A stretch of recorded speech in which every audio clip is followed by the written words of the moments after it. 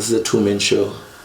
I'm very open-minded, like super open-minded, but then that's one thing that I never understood.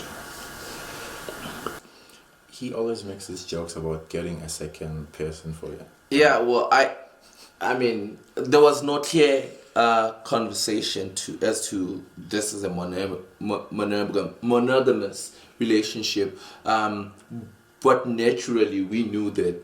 I mean, we're definitely for each other only. I always joke about that whenever he does want to come to the table, and I'm like, you know what? Probably then let's get somebody who will, you'll go on shifts, particularly there. When you're like, no, and I'm like, okay, cool.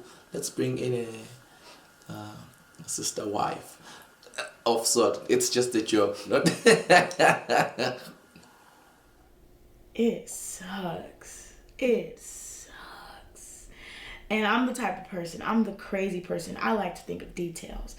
Y'all had to communicate about it. Y'all had to plan it out, think about it. You had to drive to this person's place or them to yours. You had to walk into their place or them to ours. You had to take off your clothes, take off their clothes, your shoes, your socks. You had all these opportunities to stop, and you didn't. Like, I think about every intricate detail that happened before the thing happened. I think about the emotional tie, and I think about the soul tie, because sex, because my introduction to it was so traumatic, sex, I hold it up to such a high standard. And infidelity is sex, but also it could be an emotional infidelity. It could be, it doesn't have to be sex. It could be, other ways or whatever. But I hold sex to a really high standard, and I wish you would. But and then it goes into lying and hiding and it okay, maybe it wouldn't be I don't want to speak too soon and say it'll be a deal breaker, because you really don't know until you're in the situation. And in my past relationships, I've always found men, and this is no disrespect to men, but I've always found men to be replaceable. It was always easy to be like, okay, done, next. Men were just I never felt like I had anything to lose. And I've been cheated on or whatever, and it was easy to just be like, bye-bye. Go be with the, her or whatever, boom, boom. This woman has made me feel like for the first time I have something to lose. Like, I have a lot to lose if I lose her. You know what I'm saying? And so I can't say that it would be a deal breaker. I can say that I would fuck some shit up. But my face included. No. Alright, maybe not my face, my body, where I can hide it. No. That's what she's saying. She would throw some shit at me. Okay, maybe I would throw something, but in the hopes that it wouldn't hit her. But anyways, we're not talking.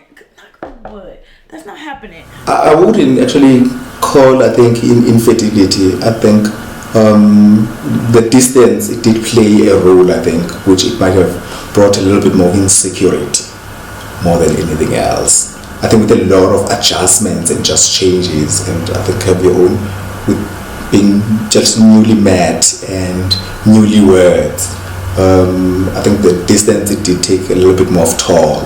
That a lot of things, I think, they started getting lost more in translation, which it might have almost translated, it looks like, infidelity more than anything else. But I think we had our own process to try at least figure out how do we try and bridge that gap in terms of our own interaction and within our own space, and we rolled with the punches up until at least the solution came onto the table. I think it happened roughly at around the same time that I moved. I think at the beginning of the relationship, I did tell him, I am on Twitter, I have a few thousand followers. A few thousand. They were like over 10,000. And I think we'd agreed not to follow each other just for the sake of keeping that space away. And then I think sometime early into the marriage, he decided to follow me. And I think you'd see some interactions where, because I'd known these people for a while, for me it was like, okay, I was like jokey, flirty, but when you know that you're just joking because these are people that you just tease, especially like, it was mostly like straight men that I jokey tease with. And I think when he started following me, he'd see those interactions and yeah, it caused a bit of discomfort for him.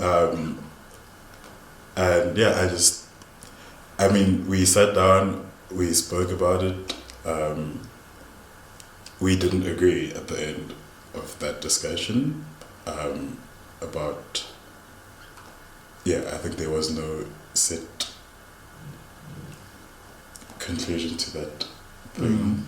But I think in my own space, I decided, rather than make him feel uncomfortable, let me just stop. Because I know I'm joking, but I can understand what, even if I say I'm joking, what it could look like to him. And so then I just reeled back in. Have I? Probably not. You have moments. Okay. But I think It's okay. I think it was just one of those things that added pressure at the time, where is now I think okay. He knows I'm just joking.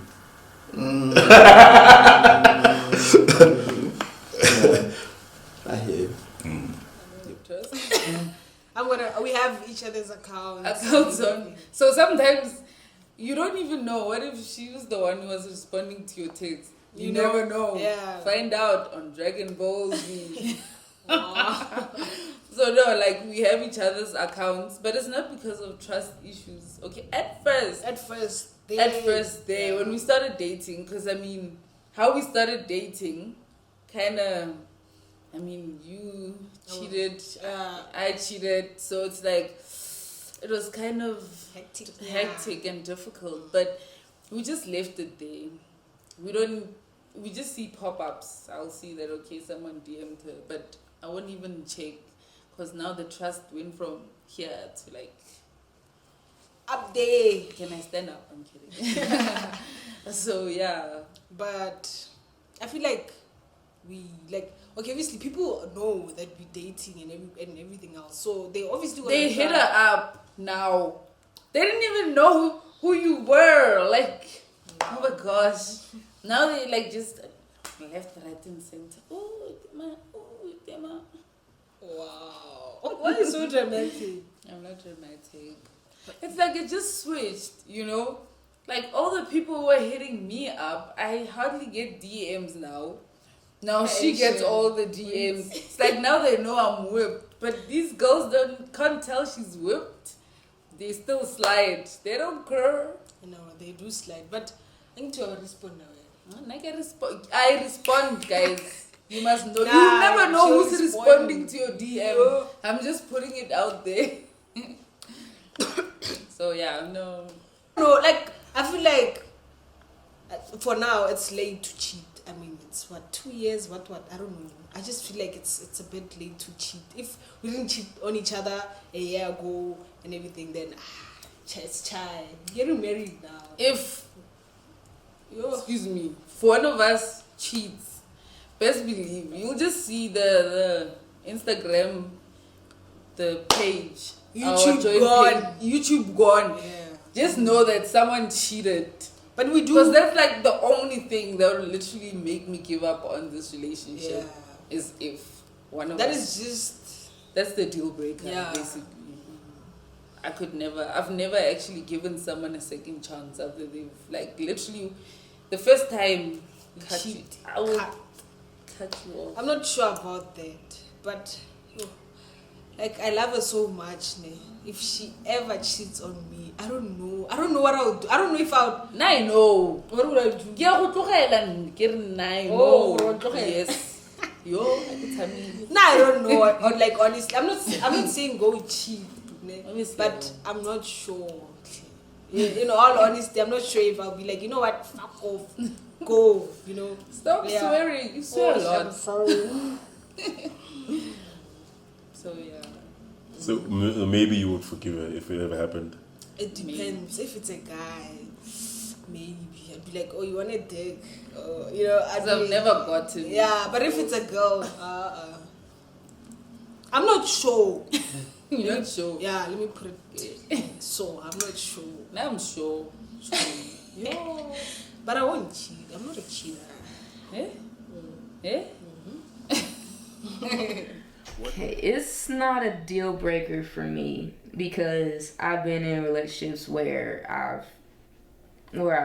cheated and I've stepped out, and that was in part because like me myself, I got into these like committed relationships knowing that like I have some knowing and some not knowing that I had a lot more growing to do, you know, and I was a late bloomer, so you know just trying to let go of this whole thing that, you know, trying to let go of like the thing that is normal to cheat and mess up and then get your girl back, you know. And yeah, I mean, just because I know I've been there and I know that a lot of times, like, yeah, there are those times, like, you know, when you go through the details, there were times I could have stopped it, you know, like there were times I could have been like, no, don't do this. But it's like sometimes like I don't know, I think it's just because I've been in the situation, so like if that was to happen, and especially for her, I think for me it's different for her because since I am her only experience with a woman, you know, I know there might come up that like curiosity, like, oh, what is it with other women? It may not, but it might, you know, just because I am her first. So if that did happen, I would kind of understand. Yeah, I'd be pissed, I'd be hurt, but I would understand because it's like you can't explain it. I can't explain it, but it's like, you know, you had a moment where you just fucked up, you know, and that happens as human beings.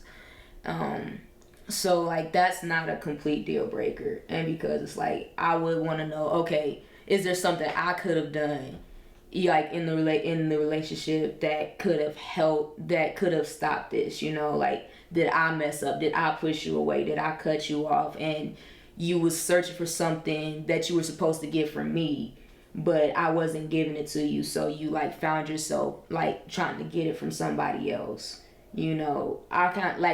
When I think about it, like I think that's probably why some of the reasons why I cheated, because I wasn't getting everything that I needed in the relationship, and on the same hand I wasn't communicating everything I needed in the relationship, you know. Because we're scared of this. This stuff is scary.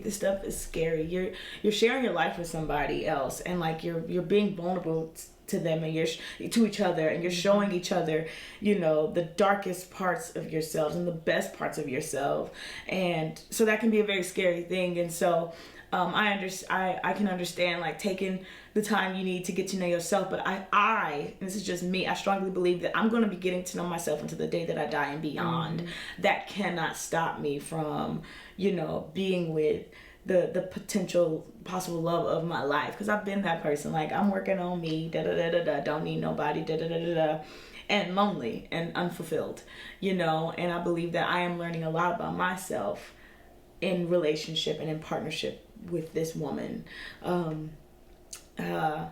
So there's that too. But yeah, infidelity really scares me. It really, really scares me. And that's why I'm big on honesty and communication, because yeah, you don't want it to get to that point where, you know, somebody else can easily slip on in and you find yourself in a compromising situation. But I think that there are things that can happen so that it doesn't get to that point.